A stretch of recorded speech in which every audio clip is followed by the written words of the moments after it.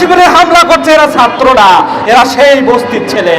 যে ছাত্র দলের মধ্যে কমিটি দেওয়ার একটা গুঞ্জন শুরু হয়েছে, ঠিক সেই সময়ে তারা ক্যাম্পাসগুলোতে, মহানগরগুলোতে, জেলাগুলোতে তারা তাদের সন্ত্রাসী কার্যক্রম শুরু করেছে।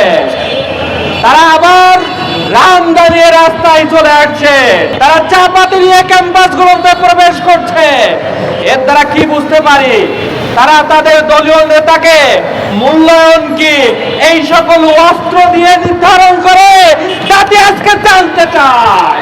তারা তাদের নেতা নির্বাচনের ক্ষেত্রে কি কে কত বেশি কোপাইতে পারে, কে কত বেশি চাপাতি চালাইতে পারে, এটাকে নির্ধারণ করে আজকে জাতি জানতে চায়। এদেশের অভিভাবকদেরকে আমরা বলতে চাই, আপনার সন্তান যদি ছাত্র দল করে, এই ছাত্র দলের নেতা হতে গেলে চাপাতি চালানো শেখা লাগে। আপনার সন্তান যদি ছাত্র দল করে, এই ছাত্র দলের নেতা বলতে গেলে তাদেরকে অস্ত্র চালানোর প্রশিক্ষণ নেওয়া লাগে, তাদেরকে টেন্ডারবাজি করা লাগে, তাদেরকে চাঁদাবাজি করা লাগে, তাদেরকে হল দখল করা লাগে, তাদেরকে ক্যাম্পাসে অস্থিতিশীল পরিবেশ তৈরি করার যোগ্যতা লাগে। সুতরাং অভিভাবকদেরকে বলতে চাই, আপনারা আপনাদের সন্তানদেরকে নিয়ন্ত্রণ করুন, আপনারা আপনাদের সন্তানদেরকে গাইড করুন। এইরকম ছাত্র দলের সন্ত্রাসীদের সাথে আপনাদের সন্তানদেরকে মিশতে দিয়েন না। আপনারা জানেন বুয়েটের আপনারকে বুয়েটের ছাত্ররা হত্যা করেছিল, সেই বুয়েটের ছাত্র কারা ছিল?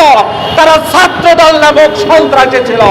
কিন্তু ওই ছাত্রগুলো তো ভালো ছিল, তারা তো মেধাবী ছিল, কিন্তু তারা ছাত্রলীগ, এই ছাত্রলীগের আদর্শ গ্রহণ করার কারণে তারা খুনিতে রূপান্তরিত হয়েছিল।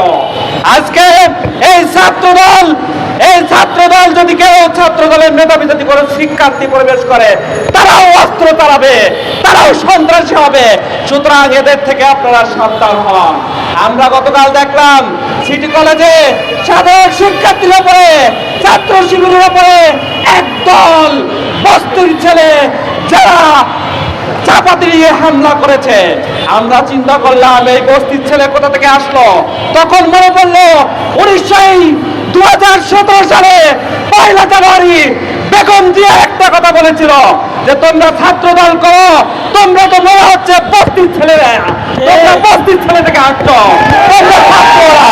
আবার আজকে মনে পড়ছে যে ক্যাম্পাসগুলোতে আসলে যারা এই সাধারণ শিক্ষার্থীর উপরে যারা ছাত্র শিবিরে হামলা করছে, এরা ছাত্ররা, এরা সেই বস্তির ছেলে। আমরা বলতে চাই সেই 17 সালে সেই বস্তির ছেলেরা যারা ছাত্র দল করত, আজকে তারা নেতা হয়েছে।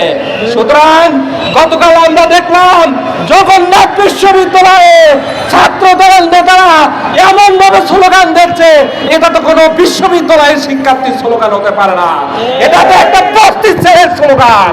সুতরাং আমরা বলতে পারি সেই 17 সালের সেই বস্তির ছেলেগুলা আজকে ছাত্র শিবিরের নেতা বনে গেছে। সুতরাং তারাই আজকে বাংলাদেশে শিক্ষা প্রতিষ্ঠানগুলোতে অস্থিতিশীল পরিবেশ তৈরি করার সৃষ্টি করছে। আমরা বলতে চাই ছাত্র শিবির বসে থাকবে না। ছাত্র শিবির যদি লাঠি নিয়ে দাঁড়িয়ে যায়, তোমরা যত বড় অস্ত্র নিয়ে আসো না কেন, শেখ হাসিনা যেমন পালাতে বাধ্য হয়েছে, তোমরাও তেমন পালাতে বাধ্য হবা। সুতরাং সাবধান হয়ে যাও। ইউএফটি ফার্স্টের সাথে ট্রেড করুন যে কোনো জায়গা থেকে, ক্যাম্পাসে ক্লাসের ফাঁকে, ঢাকার জ্যামে বসে কিংবা ঘরে বসে। ট্রেডিং এখন হাতের মুঠোয়, তাই ট্রেড করুন যখন খুশি, যেখানে খুশি।